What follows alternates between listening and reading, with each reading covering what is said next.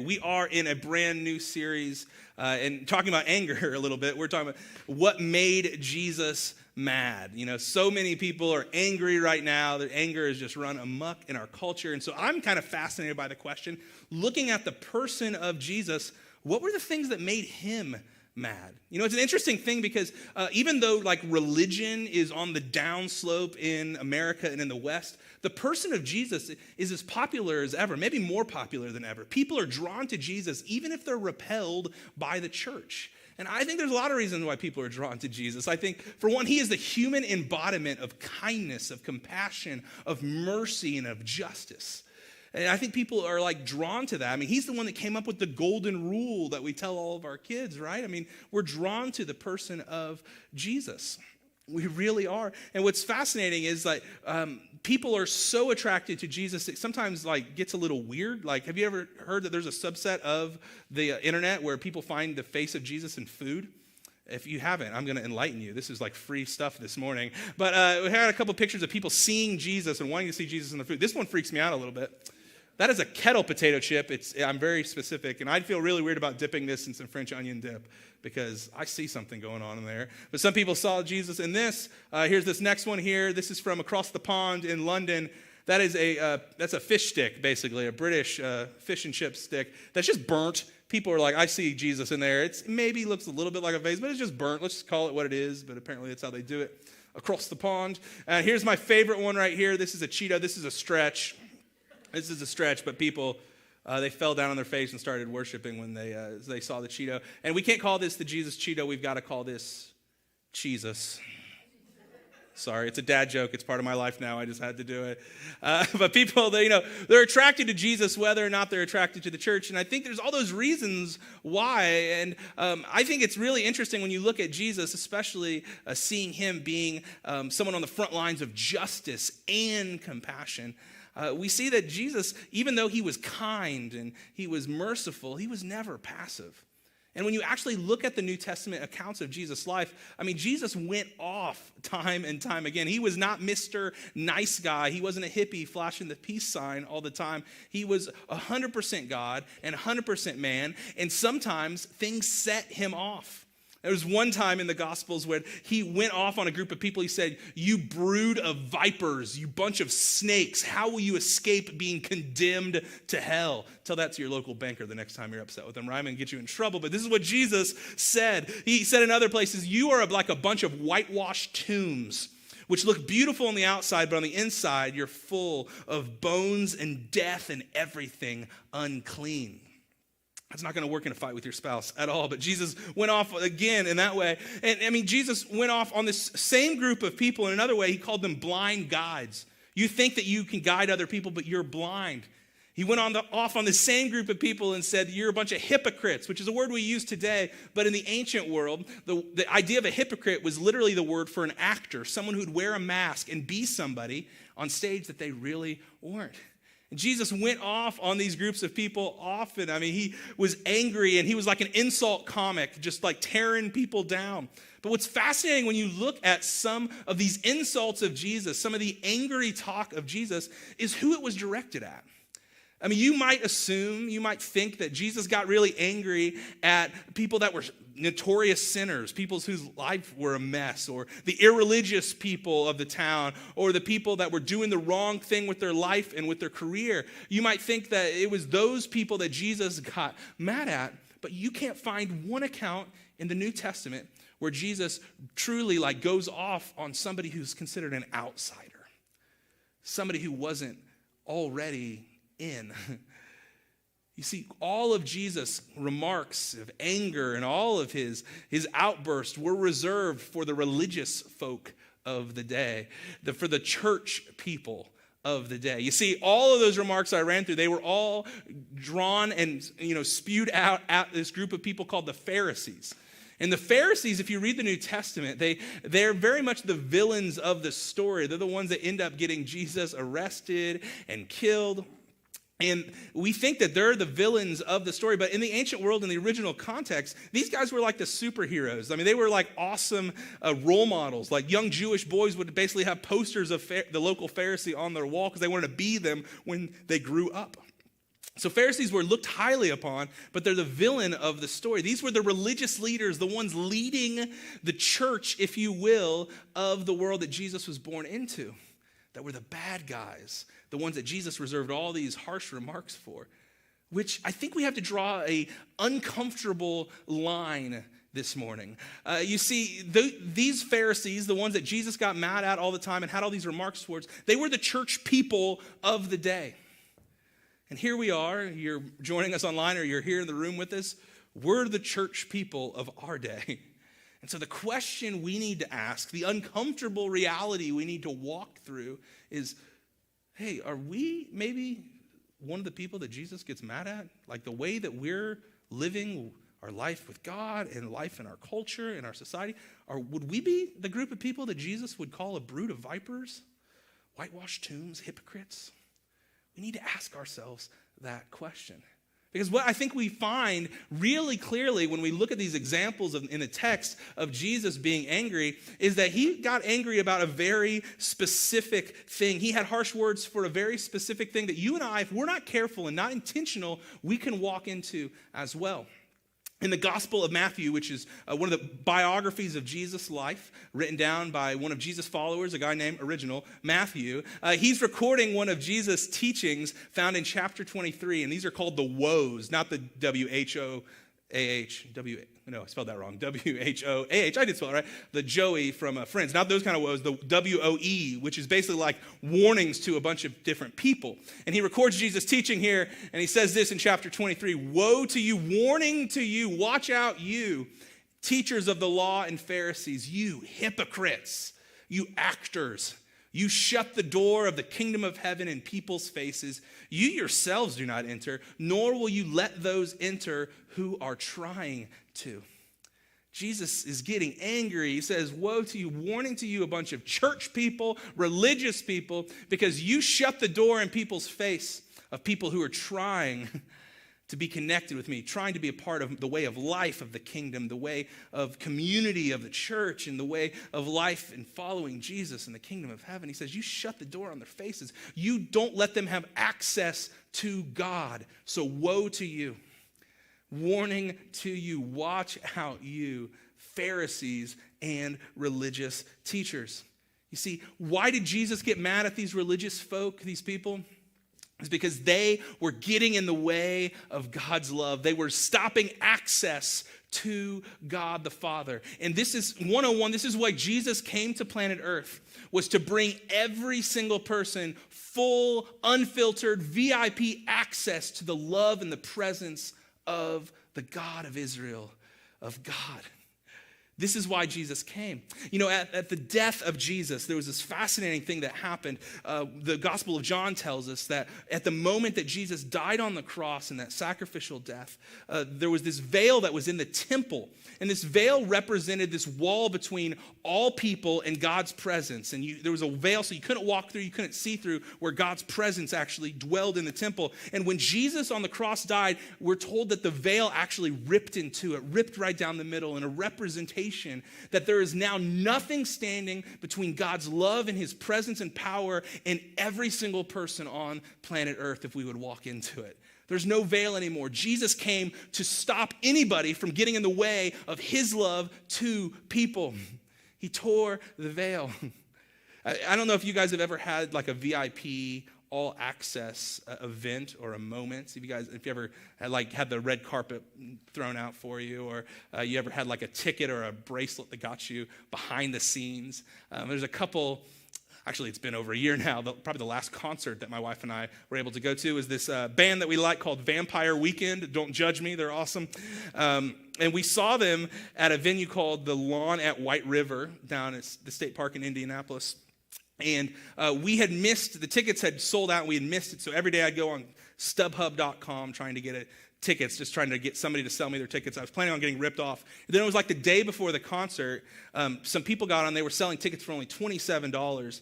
And they were like different labeled tickets, but I just was trying to get in the venue. So I just spent 2 tickets, $27. Let's go. So Megan and I drive down there and we pull into the parking lot and they're like, oh, they look at our tickets like, oh, sir, this is not your parking lot. you have the VIP parking. And I'm like, I don't even know what that means, but pinky's up, here we go.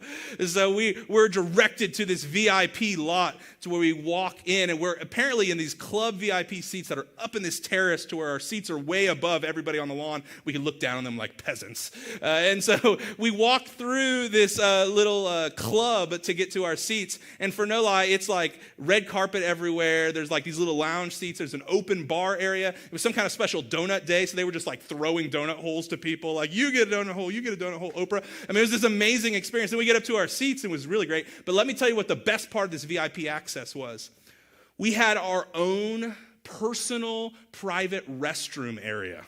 And if you've ever been to an outdoor concert, nothing changes the game like a nice, clean restroom area. And so we were just walking around like a king and queen at this concert. We had full VIP access, and it was amazing. My friends, this is what Jesus came to give you to the Father. He came to give you VIP, unfiltered, all access to God and his love with nothing standing in the way. This is what he came to do. So you know what makes Jesus mad and why he's saying, woe to you, Pharisees and teachers of the law? This is what makes Jesus mad. Jesus gets mad when his followers, when his people, when religious people get in the way of his love going to everybody. Jesus gets mad when you stand in the way of his Father's love going to people, and you stop the door and you hold the door so not everybody can get in. Jesus gets mad when we pull a Bon Jovi and we give love a bad name, right? This is what Jesus gets mad about. When insiders block the way for outsiders to God's love. And that's what I want to talk about this morning, this aspect of the anger of Jesus that I think we should get angry about too. So what I want to do is I want to go to the classic text that you might be expecting in a series like this. If you grew up in church, we're going to talk about Jesus and his little temple tantrum, if you will. And we'll see the anger of Jesus on display here. We're going to look at it a couple different gospel accounts. First, we're going to start in the Gospel of Mark, chapter 11. And so let's just kick in to see this anger. And I think we can learn a little bit about how we can get in the way from time to time and how we can be people that swing the doors wide open so we don't make Jesus angry. Because, again, guys, if Jesus ain't happy, ain't nobody happy in church, right? So here we go. This is Mark chapter 11. On reaching Jerusalem, Jesus entered the temple courts and began driving out those who were buying and selling there. He overturned the tables of the money changers and the benches of those selling doves and would not allow anyone to carry merchandise through the temple courts. And as he taught them, he said, "Is it not written, my house will be called a house of prayer for all nations, but you have made it a den of robbers." I mean, Jesus, he steps up on the scene and he cannot even believe his eyes. In a way, he was probably saying, what in the name of me is going on here?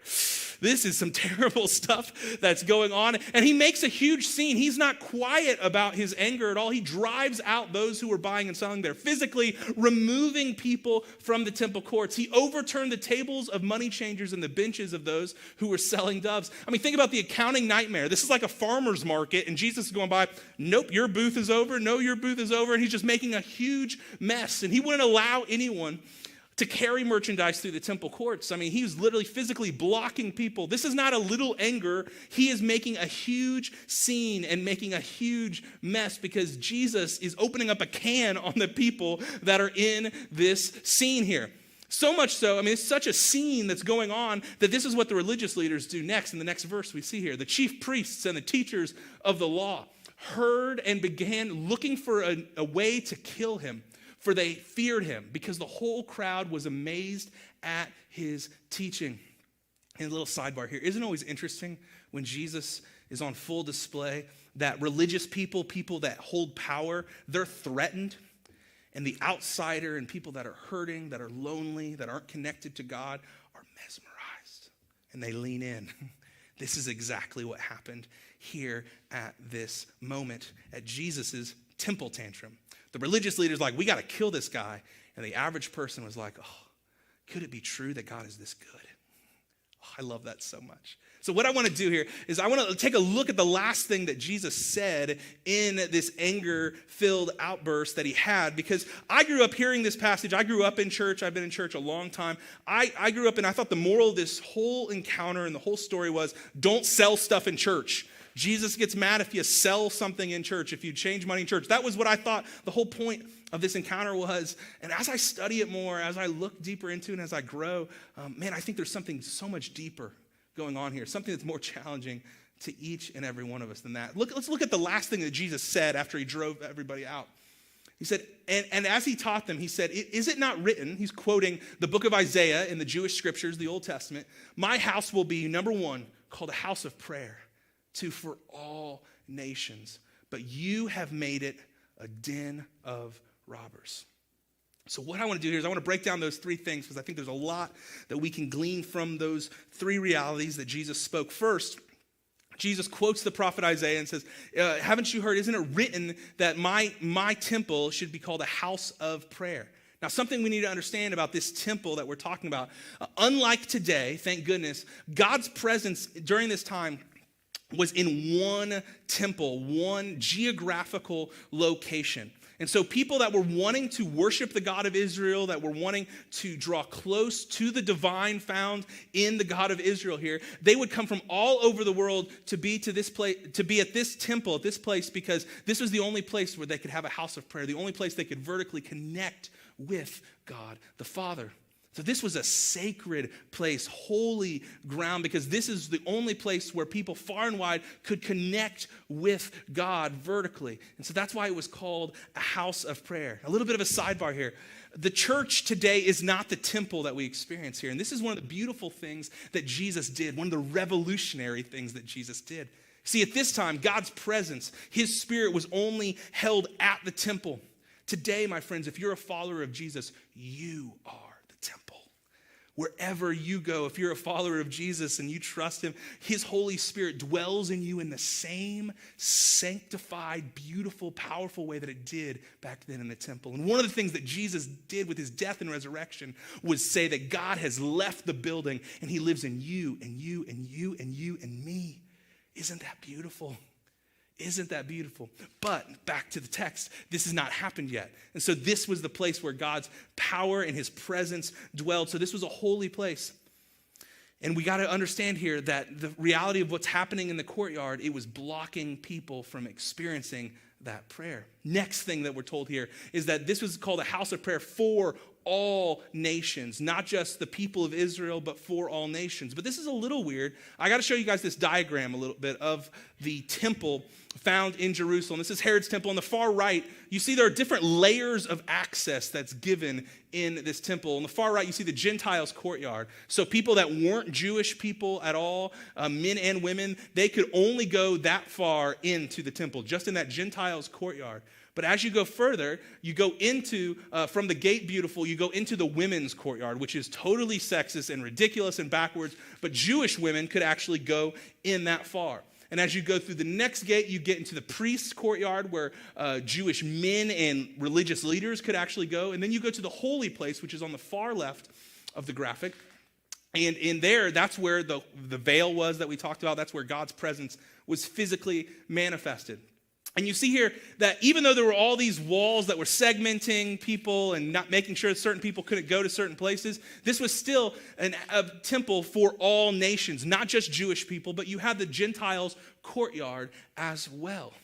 This was a house of prayer for all nations. Here's another little sidebar here. Yes, there were all these walls made up between all these different people, giving people certain tiered access to God's presence. Here's another thing that Jesus, through his death and resurrection, changed. He said, now there is no more man or woman or Greek or Jew or Gentile or barbarian. I love he puts barbarian in there. But no, there's not all these walls up anymore. There's all one in Christ. That every single one of us, we have full, unfiltered access to God the Father through what Jesus did. Nobody can wall us up. Nobody can say, you're too different. Your skin looks like this. You live this way. Your relationships look this way. No, we are all offered full access to God's love because of what Jesus did. That's good news, guys. That's really good news.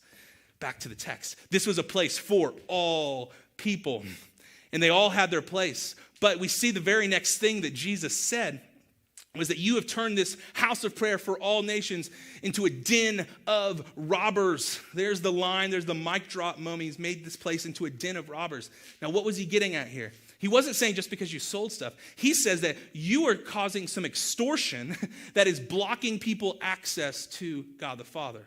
You're causing extortion that's blocking access to God the Father. Let me explain here. See, this was because it was the house of prayer for all nations. People would travel from all over the world to come be close to God in this place. But a lot of times when people would travel, they wouldn't travel with their animal that they were going to make a sacrifice with. And so they bought a local animal because it made travel easier. And if you traveled with the animal you're going to sacrifice, you're probably going to give it a name. And then it's going to be really hard to offer off the sacrifice. That's just a little bit of my conjecture there. But they would buy a sacrifice locally in town. And so they would do it right in that courtyard of the Gentiles that we were talking about, where the action is found today.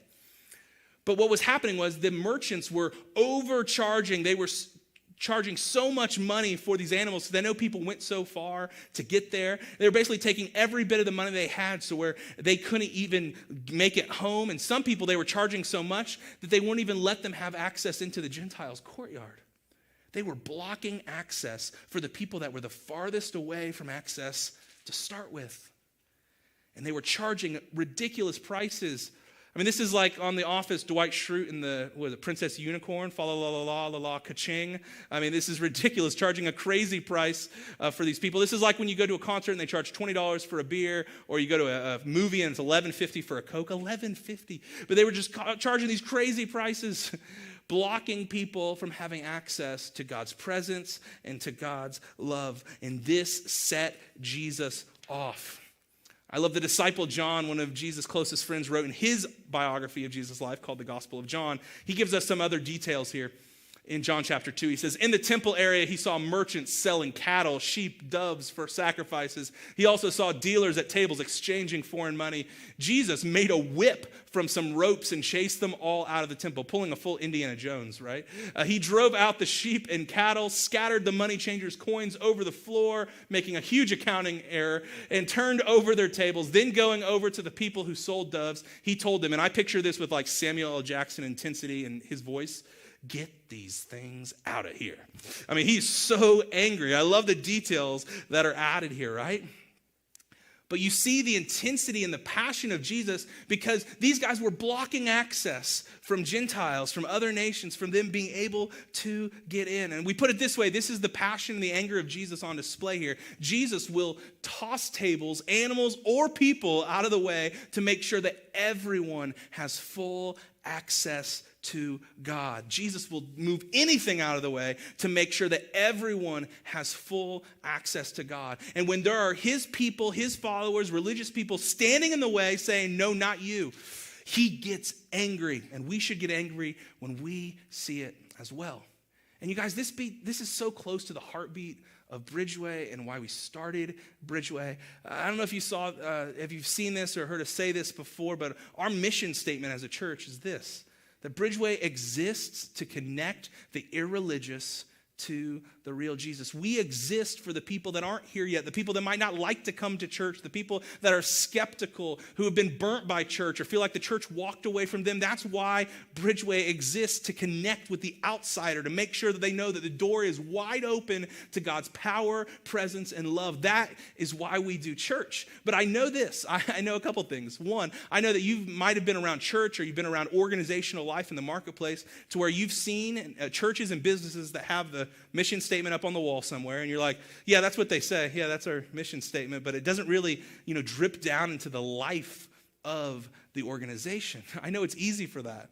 And the other thing that I know about mission statements is that it's really, really easy for any organization, especially a church, to start looking outwards for other people, to connect people, to bring people in. It starts there, but it's really easy for all the focus to go inward. And I am just thinking about this all the time as we grow as a church and as we move forward. How do we make sure that we don't turn our focus inward? How do we continue to look out, to connect people that are skeptical, hurt, lonely, lost? How do we keep our focus out? There's a couple things I think that gets in the way as we think about this. It's just as a church, right? There's a couple things that get in the way of us being outsider focused, to always make sure the doors are open for the outside. The first is this, we'll just say my preferences. Who's singing this morning? What songs are we singing? How loud's the music? How dark's the room? How bright's the room? What are we talking about? Who's speaking? Oh man, I don't know. We have all these things that go into it that sometimes it's really easy for us to start getting cynical and angry when we're just like, well, it's just not really hitting me really well. It's not my preference anymore. And I think the warning for us is, as a church, as we continue on this journey together, is to make sure that we're never thinking it's all about my preferences. Maybe our growth and our maturity comes to the place where we're like, hey, maybe that's not like for me perfect, but I see that it might connect with somebody else who's not here. Or you know what? It's not my favorite to have the music that loud, but my neighbor, I heard his music. It's always loud. And it might connect with them. Man, my prayer and where I'm going to try to continue to lead us and lead the way in is that we never let our personal preferences, my personal preferences, get in the way of the mission that Jesus has called us to reaching other people who feel like they're on the outside looking in. The next thing that can get in the way is this, we'll just say my people. And this is a hard one because I believe church, more than it's a program or a show or anything like that, church is a community of people. It's different connected groups of people together. And so we want people to feel connected and have deep friendship. We want people to have refrigerator rights in your home when the world opens back up, right? We want those things to happen. But there's a dangerous thing that can happen when we seek for having our people with us. We can have our group, our circle, and we can actually close that circle to where we're just so looking at each other's lives that people walk in and they might look lost, and we're not thinking about how we can help them and how we can swing the door open for them because we're a closed circle. My prayer for us as a community is that we would have our people, but we would be an open circle at all times. We'd have our people, but we'd think, we're always looking for somebody who's wayward, someone who's on the outside looking in, somebody that might know somebody or know something that you know a little bit about so you can make a connection with, and your head's on a swivel looking for the new person to welcome them in and let them know that the door is open to them. Let's not be people that get in the way saying, I just need my people. It's all about my people. And the last one is this, and this is kind of overarching here. As we get in the way when my number one priority is me, is this feeding me? Is it working for me? Is it exactly what I want? We've got to be careful that we don't have a me-centered view of church and spirituality. Because, guys, let me tell you this, Bridgeway is not a perfect church, and trust me, there are a lot of incredible churches in our community, but none of them are perfect. And if you don't believe me, walk into one of those churches, then you're there, and then it won't be perfect anymore, right? I mean, it's just the way that it works. So when your number one priority is all about meeting your needs and you being fed, you forget that you are on mission. We're a group of people on mission to open the door for everyone. And we make God angry. We make Jesus angry when we make it all about us. And you're going to miss out ultimately as well. So I want to take it from the church perspective to personal perspective.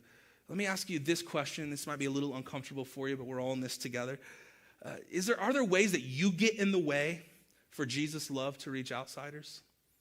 Are there ways that your life and your decisions get in the way of Jesus reaching outsiders?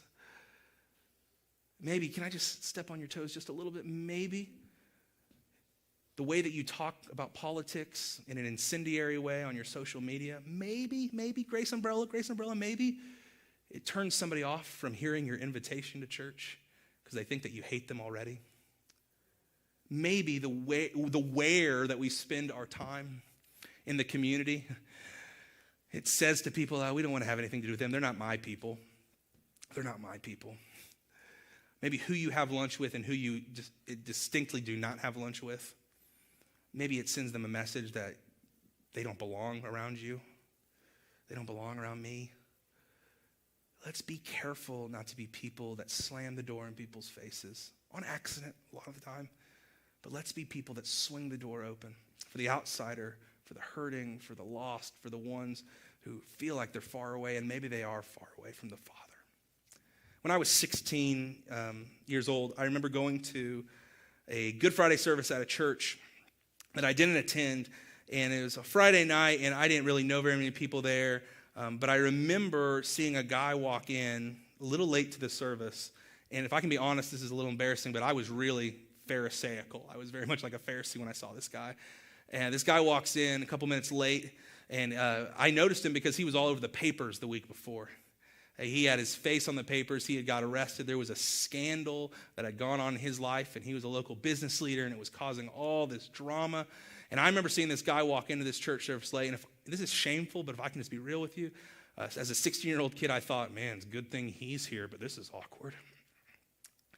And I remember the service went on. I sort of forgot about it. Then everybody leaves the place where the worship was, and we were going into the lobby space. And I saw that guy sort of look like he was heading toward the door as quickly as possible. And I saw the pastor of the church sort of move away from all the people that he knew, and he was doing a beeline for this guy who was in the scandal the week previous. And he ran to him. I mean, basically shoved some people out of the way, ran to this guy who was trying to escape, and he embraced him, and he gave him the biggest hug. And I'm just a 16-year-old kid just watching this whole thing happen. I'm like, what is going on? Why are you hugging this guy? He embraced this guy probably for an uncomfortable amount of time. He embraced him, and then he looked him in the eyes, and he said, I could just read lips. He goes, I love you, man. I am so glad you came to church tonight. And here I was, a 16-year-old kid, grew up in church, kind of Pharisaical background. And I remember thinking, what is this about? Why would he run to that guy? That guy's the outsider. That makes no sense. But it marked me because it might as well have been Jesus running after me and my mess. It might as well have been Jesus running me down and my sin and my brokenness and me wanting to run away and be invisible. And I imagine it's the same for you. My friends, let's be a group of people. Let's be a group of people who don't stand in the way of the outsiders, but open up the door wide for them, because we recognize that at once we were all outsiders, and the Father swung the door wide open for us. And that's who he's calling us to be. And let's get a little bit angry. Let's do a little Bruce Banner when we see people standing in the way of God's love. Let's be people that swing the doors wide open, and let's get angry enough to do something about it when we see it not happening in our church, in our families, and in our community. Because the Father ran after us to make us, that were once outsiders, insiders. And I'm so grateful he did.